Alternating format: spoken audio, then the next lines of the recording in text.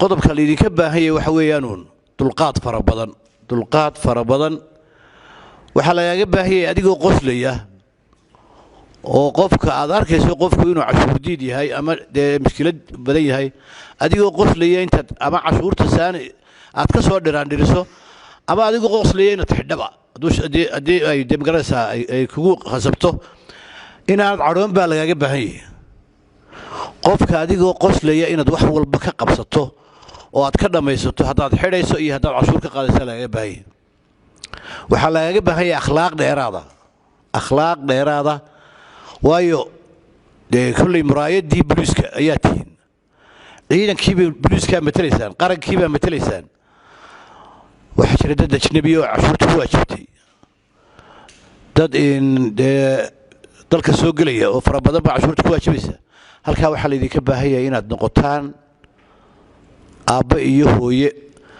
hooyadu iyadoo ilmaha qoslaysay wax walba haddana ka dhamaysa hooyo sidan caynkan isagoo ilmihii yar haddii khaldan marka waxa laynooga baahan yahay innaga dulqaad waxaan aad u rajaynayaa inaad ka faa'iidaystaan casharada halkan waayo ka hoggaantaa barhaan waxaan baanu jecelahay imika inaanu ciidankii hore u socdo iyadoo uu nagu taageerayo taliya ciidanka booliisku oo kulley isagu inoo wada madaxa marka waxaan rajaynayaa insha allah inaynu hore u soconno buuggan la soo diyaariyeyna waan dushaan ka yar eego waa buug aad u muhiima una baahan in aynu ku dhaqanno ciidanka badankiisa ciidankan ilaalinta cashuuruna ay wada arkaan imika halkan 40 xubnood oo fadhiya